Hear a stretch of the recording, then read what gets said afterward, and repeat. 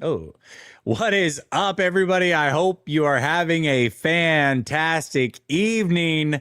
The 49ers had a hell of a win just a couple nights ago, and in 4 short days, they play the Seattle Seahawks, the most hated rival, in my opinion. Although I'm from the Northwest, I might be a little biased in how much I hate the Seattle Seahawks. Either way, they helped us last week, setting up a chance at this right here. Number one seed, NFC West on the line, all the marbles. We've got to discuss that. Plus, Sunil has to take a victory lap on me. And then we got some Brock Purdy to talk about as well. But we can only do that after we hit the intro.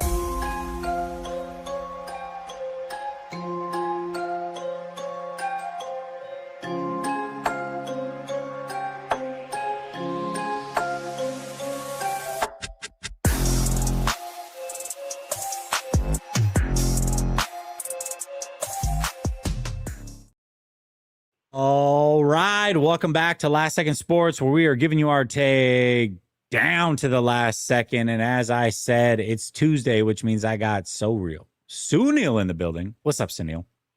Man, just wanted to wish you a happy holidays, my guy. We didn't get to do the show the last few weeks because I was traveling around the holidays and whatnot. But man, 3-4 weeks ago, we were doing the show, and I was like, you know what, Jesse? The 49ers have a path to the number one seed, and I think it's a lot more likely than people want to give it credit to. And then my man Jesse over here is like, nah, bro. They're gonna be. Sunil, I think you're cutting out there. Just cutting out. We can't really hear you. We tried, man. We really. It was highly unlikely. This team was not gonna make it to 12 wins, 13 wins. They were an 8-9 or a 9-8 team. You know, Jesse, at the end of the year, we need to do what we got right and what we got wrong, because there's both of which both of us have gotten a lot right and gotten a lot wrong. But this is one that I'm thankful you got wrong and I got right, because this could be amazing, man. And like I've been saying it, if Brock Purdy has 4 more games like he's had these last 3 games, Mr. Irrelevant gets greenlit this offseason, and by summer 2026, Mr. Irrelevant is in theaters making buco bucks. The Kurt Warner story all over again. Yeah, listen, man, I'm happy I was wrong too, because I can't help but to remember that 2019 game. And you know what's funny? You get the Facebook memories that come up like, hey, this time of year, this date, whatever, this 10 years ago, 2012, I believe it was a memory that came up today. The Seahawks had just locked up. I think it was the NFC West or something like that. And I was talking trash to Seahawks fans on Facebook. And then the 2019 memory just popped up the same day. Dre Greenlaw making that big play as a rookie. So here we are again, Seahawks week, NFC West on the line, number 1 seed on the line. And the great thing is we find out Saturday exactly how this thing's going to go down, man. It's absolutely crazy. And Jesse, remind me if I'm wrong, that same season, wasn't the game before the Seahawks the shootout that Jimmy Garoppolo had with the Saints? No, because they played the Saints season? And then they played the Saints in the shootout, and then they lost the next week in the rain to the Ravens, if I remember correctly, is how that went. Okay. Yeah, I was trying to think. I mean, I wouldn't really know because I'm a fake 49er fan, and I just started like being a fan when I covered the team. But yeah, my guess is that's how that season went. You just do it for the clicks. Yeah. So, but that's my guess. Although I gotta give some bail to the fan base. Twitter Jesse is an a-hole. I gotta say, Twitter Jesse is an a-hole. Sometimes I forget. I really have and sometimes, you obviously, whenever you tweet, it comes, right on my feed, because, I'm your biggest fan.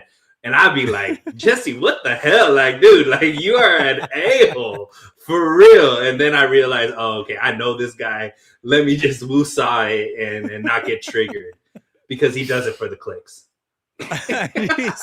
This guy said Twitter Jesse's the reason I'm not on Twitter anymore. Yeah, listen, I used to play really nice on Twitter, but I realized two things. One, there's really not a lot of crossover from Twitter to YouTube, right? And so like the who am I talking to? A bunch of people that don't support the channel anyways. So really, who cares? And number two, everybody there is like out there to dunk on someone. So I just figure, hey, I'll dunk on you and then I'll mute. So that's how I do it. I don't really engage a lot. I mute a lot. Every once in a while, I'll get something in my DM, and I do look at those. So if you want to talk to me, you can hit me up in DM. And it's like, oh, you went viral here for the wrong reasons. I'm like, I don't really give a crap. Like, what are we gonna do? Like, not watch my channel that you already don't watch? I don't really give a shit. So here we are. Yeah, so I definitely give it back on Twitter. But I will say we're gonna have a discussion about Purdy later. And I felt like for a minute, in our personal text that you were every Brock Purdy fan that has hated me for the last couple of years on my Purdy takes. I felt it in my heart, and we're gonna have that conversation right here on the show. I think it's gonna be a good one. But first, we definitely have to start with this game against the Bears because this was arguably game of the year. I mean, if you're a fan of offensive football, at the very least, this one was a lot of fun to watch. Starts out very shaky with the pick six. And then after that, Brock Purdy goes absolutely bananas. The offense, CMC has his best game. Trent Williams is out the first play of the game. There's no George Kittle. And it just didn't matter, man. Up and down the field like a track meet. It felt like the team who had the ball last was going to win. That happened to be the Bears. They did not win. They got about as close as they could without doing so. And the 49ers set themselves up for the number one seed potential this coming Saturday. But what were some of your biggest takeaways from that game versus the Bears? Swaggy P with the Euro step Dougie like on them boys was pretty fire. But man, Jesse, the 49ers dominated that game, right? They dominated the time possession. They dominated, the amount of offense and things like that. And really, that unfortunate throw that Brock Purdy made on the first play of the game kept that game closer than what it potentially could have been if that wasn't a pick six, right? I think that it was phenomenal what the offense is doing. I think that a lot of people were questioning whether or not this team win streak was just against teams that aren't good, right? That's been, I think, the common statement from haters is that they haven't beaten anybody in this win streak. They're playing, tomato cans or whatever it is. And I think the Bears was the first game where it was like, okay, this is a formidable team that, was the one seed or potentially could be the one seed and whatnot. And they got the victory. Obviously, there's some major question marks on the defensive side, right? The last two games, the defense has given a lot of points, but they have been, bend not break when it matters, and that's something that bodes well. I do want to state, I put this out because I was wondering, how good is this? How good has the team been over this 6-game winning streak? And the 49ers have averaged putting up 35.7 points per game over this 6-game win streak. The defense has allowed 21.3 points per game in that same span. So if they could keep that ratio, Jesse, this is a Super Bowl team. But the last two games against better offenses, obviously it wasn't 21 points only, but it's a lot more hopeful than I think we both felt we would be by this time, even 2 months ago. I don't think either of us really felt this confident. I guess I'm more confident, I would say, based off of your Twitter persona than you are about where this team could go and whatnot. But yeah, man, I thought it was a great win, fun game to watch. And I think it shows that this offense can carry this team, which I think both of us have been waiting for multiple years now, Jesse. Years now, yeah. I mean, this has been a discussion for us for quite a while. Like, this is the year that the offense finally has to be better than the defense. And last year was the year that it needed to happen. And unfortunately, it didn't. And so that's why they didn't make the playoffs. But this year, it certainly has happened as the course of the season has gone through, and Brock Purdy's kind of gotten back to being fully healthy and whatnot. But yeah, this offense is absolutely incredible right now. It's led by, Shanahan and Purdy. They're both of them right now. Shanahan's on a heater as far as his play calling. Purdy is exceptional, nothing short of for the last four out of the last 5 games, what have you, outside of the blunder versus the Panthers. And the only takeaway that I really had that was quote unquote negative was the defense. You said that, over the 6-game winning streak, it's only 21 points a game, what have you. But over the last 3, it's 29 points a game. And that is concerning because we know that they're not getting after the quarterback. And I would say not just this last week and giving up that many points versus the Bears, that can happen from time to time, right? But the week before, when the Colts were missing 3 starting offensive linemen and they just could hardly get any pressure on Phillip Rivers, who's not mobile at all. I think, there's like 2 times I remember them getting decent pressure on him. One time I believe they brought him down, but ultimately they're not producing pressure. And that does worry me come playoff time. It's not like Jalen Hurts is a world beater or Caleb Williams are world beaters necessarily. Although Jalen Hurts in the playoffs has been phenomenal himself, one of the better quarterbacks statistically that we've ever seen in the playoffs.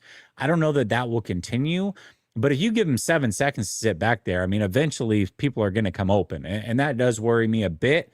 But it's one game at a time, and I do know this offense can carry. I know this special teams is really good as well.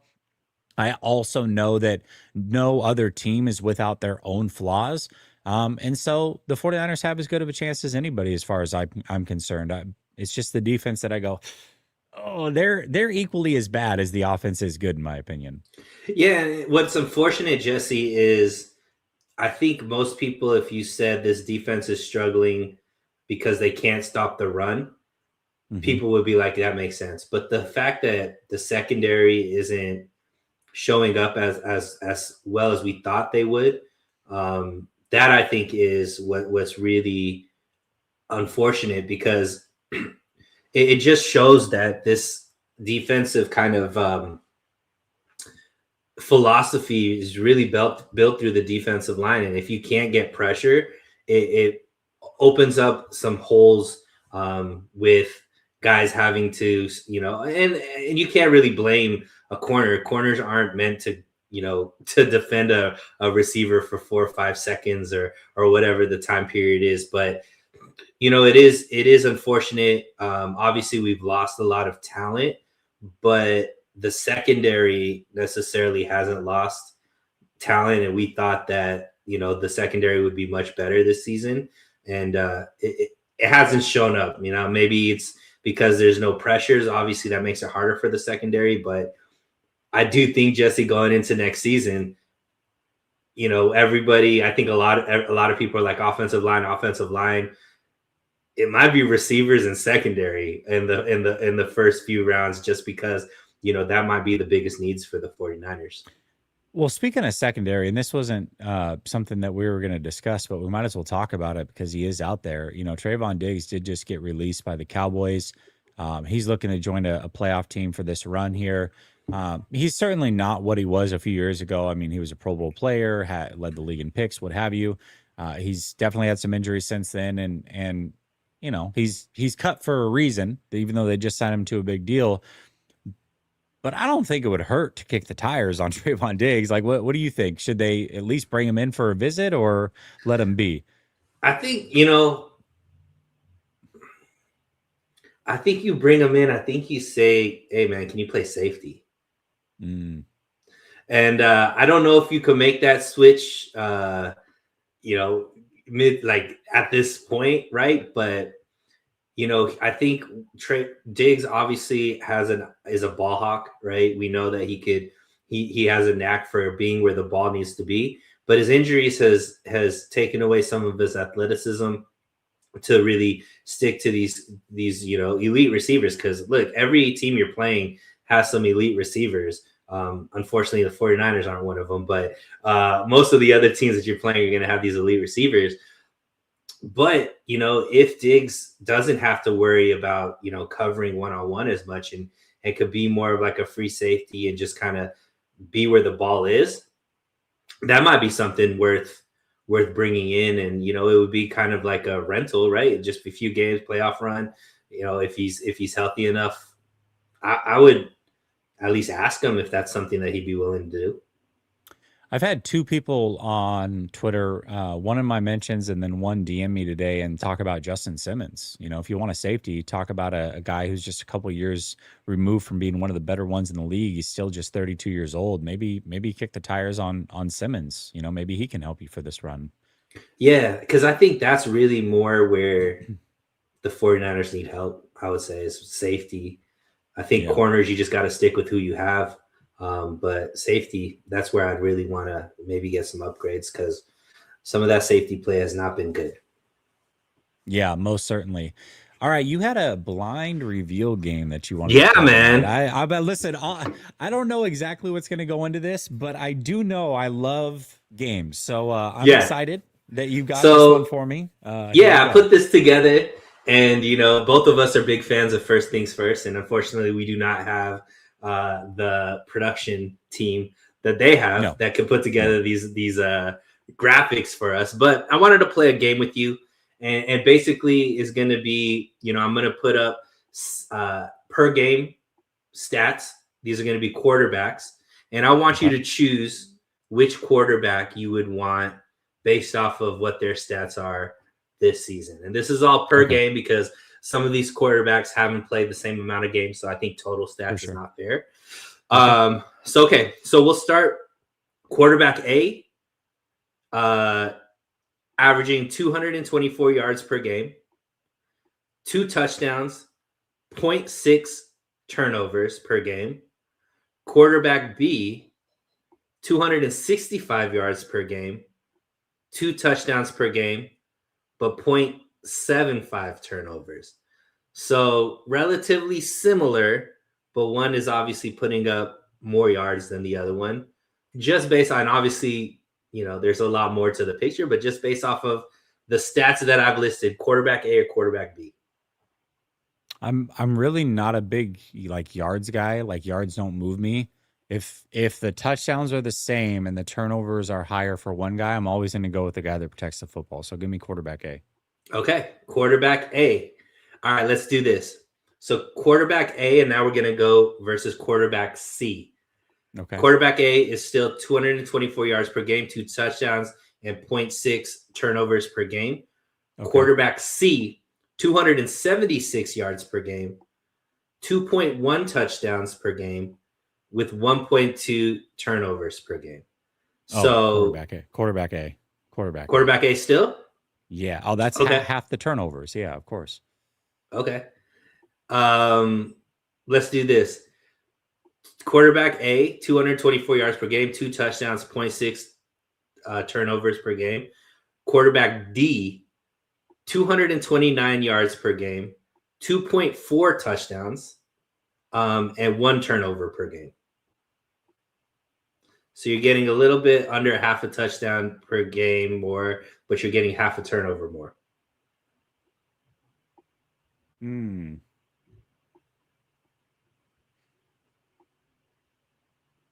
This one's tighter because the turnover doesn't necessarily result in a touchdown. The other one was double the turnovers. That's why I was like, all right, I was a little hesitant on that one. I went with quarterback A. You said this is quarterback D? Yeah. And let me know if you want me to list off these numbers again. Yeah, give me D's numbers one more time. 229 yards per game. So relatively the same. They're within 5 yards. 1 turnover versus 0.6 turnovers. Okay. And then 2.4 touchdowns versus 2 touchdowns. And these are total touchdowns. So this isn't just passing touchdowns. Yeah, rushing and what have you. I'm gonna slightly lean D on this one. Okay. Quarterback D. Okay, and then let's do the final one. Quarterback D versus quarterback E. So quarterback D, 229 yards, 2.4 touchdowns, and 1 turnover. Quarterback E, 255 yards per game, 2.9 touchdowns, and 1.5 turnovers. So you're getting a half a touchdown more and a half a turnover more with 25 yards more per game. Nearly 3 touchdowns per game. Golly, man, the turnovers are just so high, though. I'll stick with quarterback D. Interesting. I gotta say, man, you are pretty consistent with once this reveal is. I'm pretty confident to say that you would pick these if you knew all the names the way that you did. So quarterback A was Jared Goff. Or no, quarterback. I'm sorry. Quarterback A. I apologize. Quarterback A was Joe Burrow.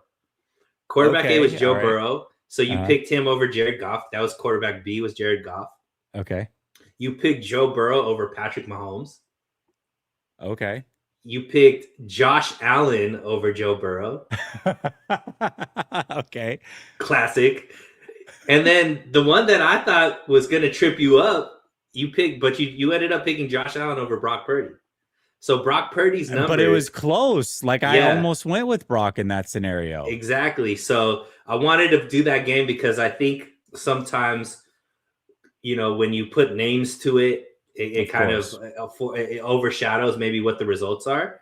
But Brock Purdy's average numbers, and this is over the 8 games that he's played, 255 yards per game passing, nearly 3 touchdowns, 2.9 touchdowns per game, and 1.5 turnovers, which obviously is high, but it's still a 2-to-1 touchdown to turnover ratio. No, it is. No, it definitely is. And I almost stuck with quarterback A, which would have been Burrow over Allen. And in that scenario, I probably would have flipped to Purdy at the very end. So yeah, it was close. I will say this, and we're going to get into the Purdy conversation after we make our picks on Sleeper, but the last 3 games, like Purdy is playing like the best quarterback in the NFL. Like there's, somebody brought up, of course, every time Purdy has a good game and Allen doesn't, it's like, oh, Jesse, you're Allen love. Like, all right, I'm not doing this with you guys every fucking time Allen has an iffy game or an iffy throw. Like, stop releasing our personal conversations, bro. Yeah.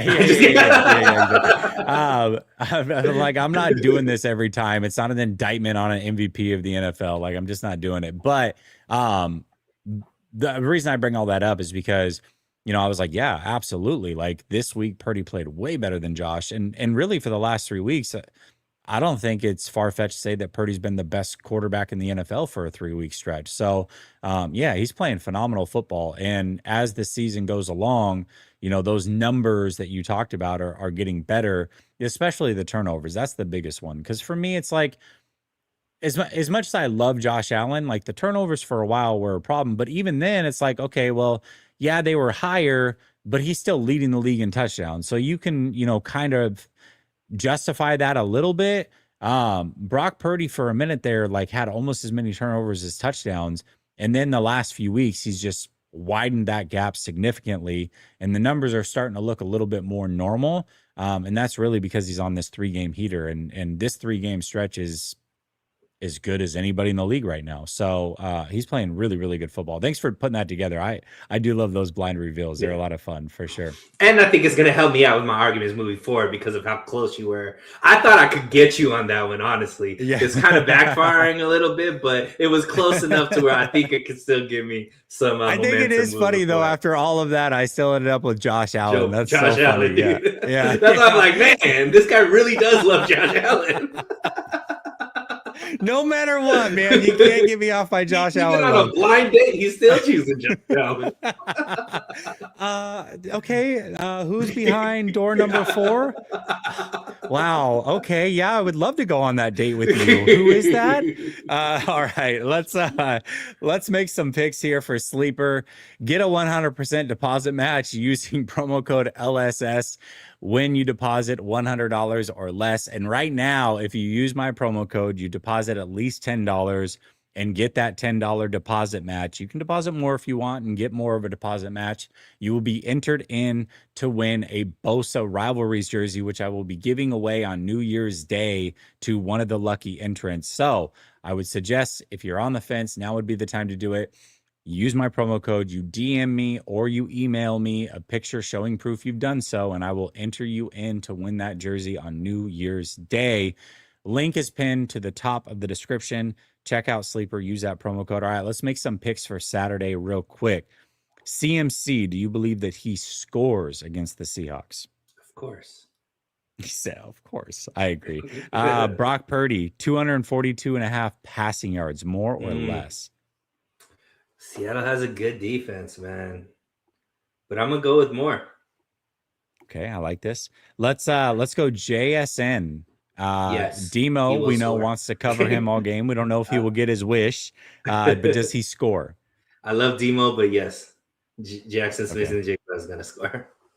All right, and then let's go Sammy Dimes, 239.5. I feel really good about this one on the more. Like, I don't know this. I'm not saying, in fact, I'm gonna fade him.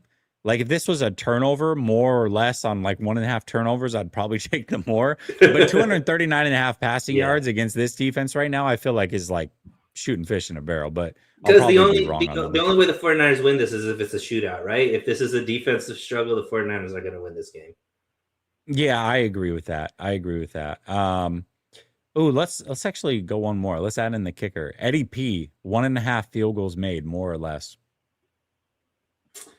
Special teams kickers haven't been being used that much, man. Eddie P is a strictly extra point kicker at this point. So I don't know. That's a tough one. Let's go less. That means we're scoring a lot of touchdowns. I like that. All right, we're going to enter that. We got CMC on the anytime TD. We got Pinheiro less on the 1.5 field goals made. Brock more on 242.5 passing yards. Sammy Dimes more on 239.5. And JSN more on the anytime TD. We're doing $10. Oh, include more. Oh, okay. Wait, hold on a second. I think they were just asking if you wanted to flex it or you want to go straight up. No, contest can't include more than one opposing entry for the same player. Sam Darnold passing. Oh, I can't do passing yards on. That doesn't make any sense. I just did this. All right. Well, you know what? I'm more confident in Sammy Dimes getting it. So I'll do that. We'll take Purdy out. We'll pick one from the Tampa Bay game. Sammy Dimes. That's the first time I've heard that. Yeah, it's me making fun of him. I'm going to go. I'll do Baker on the more. I'll enter that, submit that. There we go. $10. There we go. $10 to win $86.90. You can tail us. You can fade us. But either way, use promo code LSS. All right. Do you want me to set up this Purdy conversation or do you want to? Nah, set it up, my guy. All right. So I get a text from Sunil talking about the game, kind of going back and forth. And, he basically like gives me what I see in the chat all the time, which is like, he does this passive aggressive thing where he's like, a lot of people are really sleeping on Brock Purdy. What he means by that is I'm sleeping on Brock Purdy. And so I'm like, all right, I'll take the bait, Sunil. What do you mean by this? So we kind of go back and forth a little bit. And I said, listen, I did have, to be fair, I had Brock Purdy going into last season ranked as my number 9 quarterback. And Sunil said his ceiling's a lot higher than 9. Look at the way he's playing the last 3 games. And basically my point to Sunil at that point was like, hey, listen, you're right. Like right now he's playing like the best quarterback in the league, but that's a small sample size. When we've seen the totality of his career, the ups and the downs, right now, I don't think his ceiling is higher than that. Like what he kind of is what he is at this point until he's not, right? And so then we got into some back and forth. I said, listen, there are some other quarterbacks that are in his class as far as rankings go. When you look at guys like Dak or Goff or Baker that have had some three game heaters as well.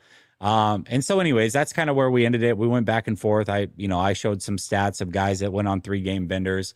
And of course I was sleeping on Purdy when I did that and unfair and I'm a hater. And then he blocked my number, which was crazy, but here we are. Anyways, so there we are, Sunil. That was the crux of the conversation.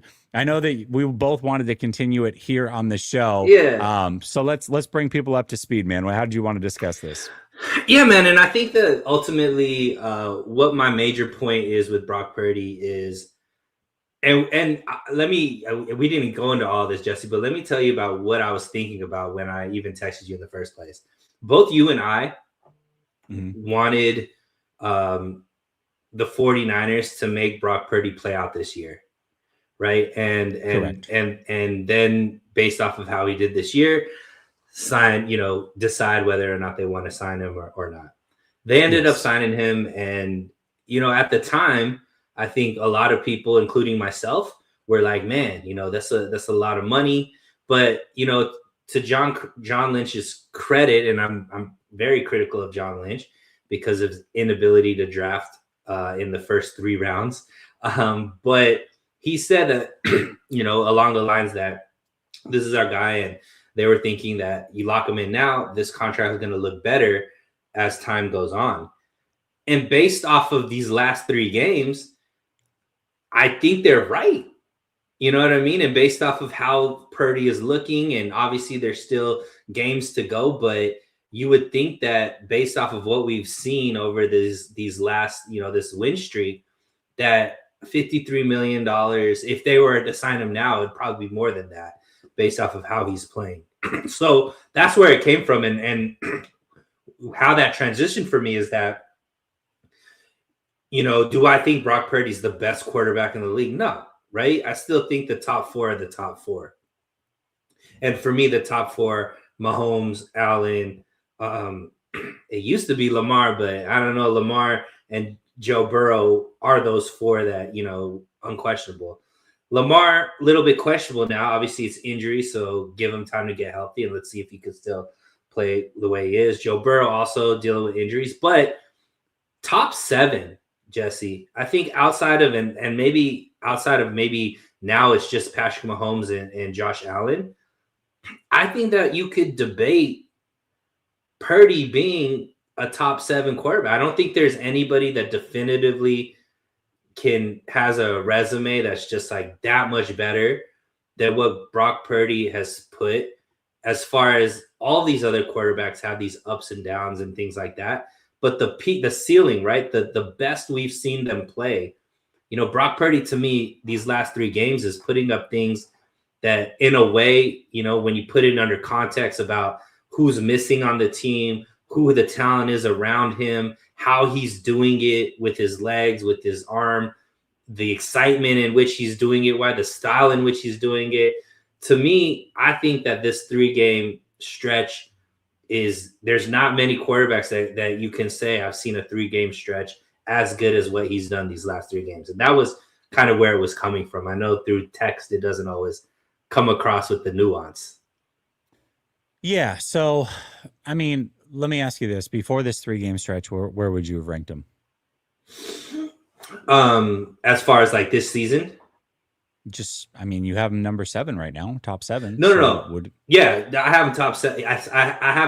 I said I could argue him into the top 7 right now. I don't know. Obviously, there's more games to be played and all this kind of stuff. But, I think before this season, probably, top 12, I would say. Because here's the thing, and as good as these last 3 games have been, and they have been very good, I'm going to go over some other quarterbacks who a lot of people who are taking these 3 games from Brock and putting them up on this pedestal, as they should be. He deserves a lot of credit for these games. Would also fade these other quarterbacks and act like they're terrible. Let me remind everybody that before the Cleveland game, so the Cleveland game is kind of like that midpoint, like as the transition happened, okay? So you've got the Cleveland game, which statistically wasn't great, but I thought was very impressive. So this is why you can't box score scout, but he was 16 to 29, 55% completion, 168 yards, and 1 touchdown versus Cleveland. All right, I'm removing that game. Then you had this amazing 3-game run that he's on. But before that, he had 4 games this season, 1 game to end last season. In those 5 games, in that 5-game stretch, he threw 2 picks in 3 of them, 3 picks in one of them, and only one game did he have a clean game without an interception. So as good as he's been the last 3, the stretch before that was equally as ugly. And the So reason that I say, go yeah, go ahead. ahead. No, I'm just saying, I think that my only retort to that, Jesse, because all of that is facts. The guy on the field, I feel health wise, has been different. This is the first time I think we've seen Purdy looking fully healthy in the sense mobility wise, arm, all that kind of stuff, where there's no, like, we're not thinking about injuries at all playing a role. And I think I think for a guy that doesn't have, the rocket arm and all of the strength and all these kind of stuff that really deals with, processing and mobility and athleticism and all these type of things, being injured plays a big role in how much they can actually do. So to me, I think we're finally seeing Brock Purdy healthy, which is why we're seeing, better results. I think, to me, like, when that is brought up, and I'm glad that you brought it up because a lot of people will say this, nobody talked about injuries when he had 3 touchdowns and 0 interceptions versus the Cardinals. Nobody talked about that. The injury was only the injury when he threw 3 interceptions versus Carolina the week after. He threw 2 interceptions against Seattle. Who knows where he injured himself in that game? Supposedly it was at one point, but we can go back even further. The last 3 games of last year when he wasn't injured, the toe wasn't injured, he had a game where he completed 45% passes, 142 yards, 0 touchdowns, and an interception in that 3-game stretch. And then he had, 3 more interceptions over the final 2 games, and they went 0-3 during that stretch. I guess, again, my point is like, Brock Purdy has proven that he is, at his best, a top 10 quarterback. Like, there's no debate about that. Like, he easily can jump into the top 10 at any point. But to me, when I look at the back half of the top 10, and I say this every single season, you've got about 7 quarterbacks that have been locked top 10 guys for a while, 6 to 7 guys. And then outside of that, the back half of the top 10 is constantly in this flux. You got Goff in there sometimes, you got Dak in there sometimes, you got Mayfield in there sometimes, you got CJ Stroud in there, you got Love in there, you got Brock Purdy in there, you got Tua in there at times. Like, it's all over the place. And depending on what stretch you want to look at or what time capsule you want to take, that back half is constantly in flux. But at the end of every season, there's about 6 guys in the league that are always in the top 10 when it's said and done. And those are your guys that are, like, not necessarily elite, but they're your for sure top 10 guys. And then you got a back half the top 10 that's just always doing this. So if you look at Brock Purdy the first half of the season and last season, he's not a top 10 guy. But if you look at him 2 seasons ago and you look at him the last 3 games, certainly he's a top 10 guy for sure. But that averages out to be, I don't know, the 9th to 12th best quarterback in the league. And so I'm not going to get too high on a 3-game stretch when I've seen guys like Dak and Goff and Baker and these other guys do what Purdy's just done. But we love it because he wears a 49er uniform and act like these other guys haven't done it. So just real quick for context, I will throw out 4 stretches from those 3 quarterbacks I just named throughout the course of their career that have been very impressive as well. Dak Prescott, 2021, had a 3-game stretch where he had 12 touchdown passes, 0 interceptions, 300 yards per game, and a 70% completion. 2023, he had a 6-game stretch where he had 20 touchdowns, 2 interceptions, 330 yards per game, and a 70% completion. Jared Goff last year had a 3-game stretch where he had 11 touchdowns, 0 interceptions, 378 yards per game with a 70% completion. And Baker last year had a 3-game stretch with 11 touchdowns, 2 interceptions, 316 yards per game, and 77% completion. I say all of that to say what Brock is doing is fantastic, but it's not like it hasn't been done before by guys that are in his same exact area as far as ranking goes. Yeah, but I think context matters too, right? I think if you look at who, especially Jared Goff and Baker Mayfield, who they were throwing to versus who Brock Purdy has, I just think that this is, what I'm seeing right now is the best I've ever seen Brock Purdy play. And it's better than what he was even in his best season in 2023. So to me, that is, I guess, comforting. And I think that, I'm hoping that this is just turning a corner because he's playing this well when it really matters. And I think that just bodes well, right? So we'll see. Maybe he comes out on Saturday and it's bad Purdy again, and you're proven right. But to me, I just think he's playing within himself, and the fact that he's not doing it, quote unquote, with the Avengers, I just think he's proving a lot of people, a lot of naysayers, no pun intended, Jay. But I think he needs to get a lot more credit than he's getting, and I think people just are looking for ways to continue to like take away from what's happening by not just seeing what it is and just being like, oh, well, it's not that, this person did that too, and this person did that too, versus just being like, look, this is something that you could build upon that you don't see average quarterbacks do. Let's just put it that way. Yeah, and I want to be very clear. Like I am giving him full credit and saying that over the last 3 weeks, like you can make a legitimate argument that he's been the best quarterback in the NFL for a 3-week stretch. Like I don't care who the opponents are. I don't, none of that matters. Like was he or was he not? And he was. And that some of those plays he made against the Bears are like no, no, no, no, no, no. All of us old heads know that. Like that's the Sports Center play, right? Like the play of the day or the play of the night or whatever it is. Brock Purdy's playing really good football. My point isn't that he's going to turn into a pumpkin and be trash. My point is that there's a median with Brock Purdy, and that median at its best is about the 9th-ish best quarterback in the league.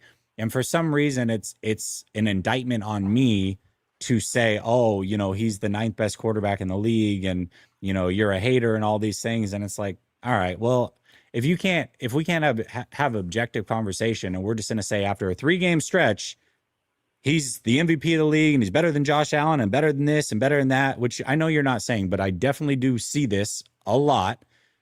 Then it's like, okay, well then, so we can't discuss the 5-6 games before. Well, he was injured, and it's like, okay, so now we want context. Now we want to bring in all the things to defend him. But when you bring up context the other way, you're a hater. It's like you don't get it both ways. Like you don't get the argument both ways. If we're going to provide context, we're going to provide context. If we're not going to provide context, then we're not going to provide context. But we're going to argue or debate on an even playing field here. I don't think he's as good as what we've seen for the last 3 weeks. I definitely don't think he's as bad as what we saw for a 5-week stretch prior to that either. I think he's somewhere in the middle, and I think you can win with that. I do, especially while he's inexpensive. What would he need to do, Jesse, to get you off that 9 and say, hey, man, maybe this guy is top 7, top 5? Well, top 5 is in. Because here's the thing, Jesse. Top 5, he's going to have to be elite for a full season plus for me to put him in a top 5. So the thing about it is sometimes people talk like he's a 7-year pro, right? It's like there's only been 3 seasons of data on him. Mm-hmm, so like he's still figuring stuff out as a starting quarterback.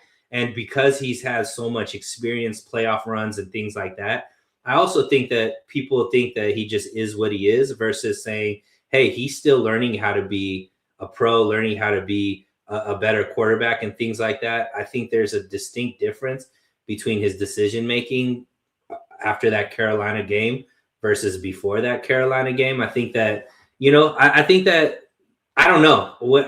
Like I said, things could change overnight and maybe he isn't this, but I'm just saying there seems like there's something different now. The way he's playing, the fun he's having, him and Shanahan being in sync. Like, I just think that, if this is the guy we get now, Jesse, like the contract is amazing. And this team, once they get the defense to where we know it could be, man, this could be a dangerous team. Like that window all of a sudden isn't shut like people were thinking it was, last season, I guess. If this is the guy you're getting an elite quarterback.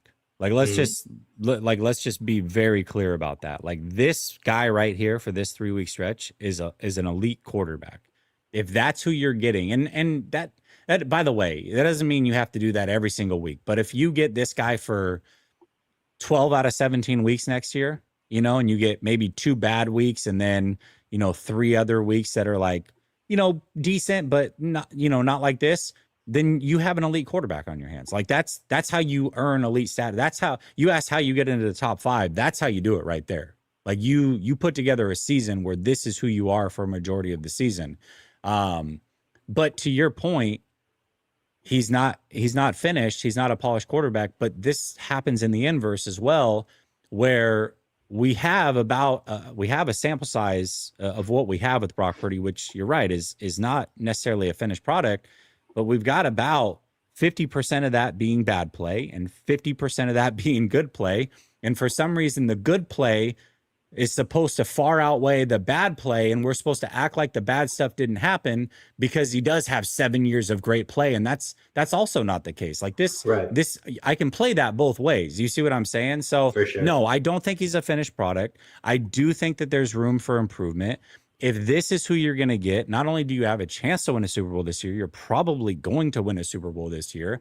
And if this is who you're going to get, not only is he going to exceed the contract barely, he's going to far outshoot it. He's going to be well worth the money, and he's going to be an elite guy. And I'll sit up here and say how wrong I was about Brock Purdy, and I'll do it with a smile on my face because guess what? The 49ers are Super Bowl champions. Like, I'm not going to be mad about that at all. You know what I mean? And the other thing is this is like, there's this thought like, oh, you like have this deep rooted hate for Brock. Like, no, I've tweeted about this man a million times before he was drafted, talked about how much I liked him, how I thought he was being slept on as a prospect, how I had him as a second or a third round prospect. Like, I've been talking about him. Now, as an NFL quarterback, I think that there's a lot of people who have propped him up to be something he's not. And so I like to take the opposite side of that argument and debate against that. That's just what I enjoy doing, is debating. And when you're so extreme and you want to put him in a category where you make him elite, then guess what's going to come back at you? Extreme takes the other way that are going to bring you back down to earth. And you better be ready to discuss it, because I'm going to have all the numbers and all the film at my disposal to prove my point. And if you don't like that, and you're not prepared for that, then the only thing you can do from there on is hurl personal insults, get upset, say I'm a hater, throw your hands up and cry about it, because you can't debate the topic at hand. So don't sit here and talk about, oh, he's this and he's that, if you're not ready for that conversation, because I'm always fucking prepared.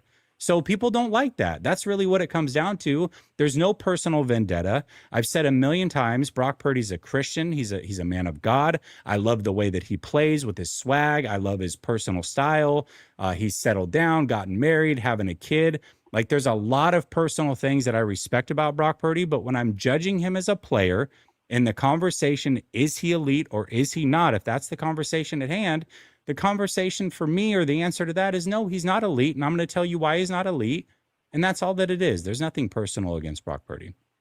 Somebody's going to clip this and say that was just at me. So I want everybody to know he was talking to the Twitter sphere and not to me directly. No, but that was great. Yeah, no, absolutely. And I think that the nuance that people don't necessarily read on your Twitter is that you have him you have him 9th right now, but that's not static. Like, that's dynamic. Like, he could earn higher positions if he continues this play. And that's all I'm saying. We're just hedging, right? You're thinking, hey, maybe he's going to come down to the mean. I think that he's turned a corner, and I think that potentially we're going to see him ascend. Absolutely. Well, listen, I got to get over to the NFC West roundtable, talk my trash. I've got a hat bet on the line tomorrow behind enemy lines. We're gonna shake hands on that hat bet. Me and the Seattle content creator once again. So let me read these super chats real quick, and then we'll get over there. I gotta get out. J-Mad Jesse, says, but... "You got it. What was that? You got to go." I gotta get out. Yeah. All right. Cool. I'll talk to you later, man. All right. All right, later.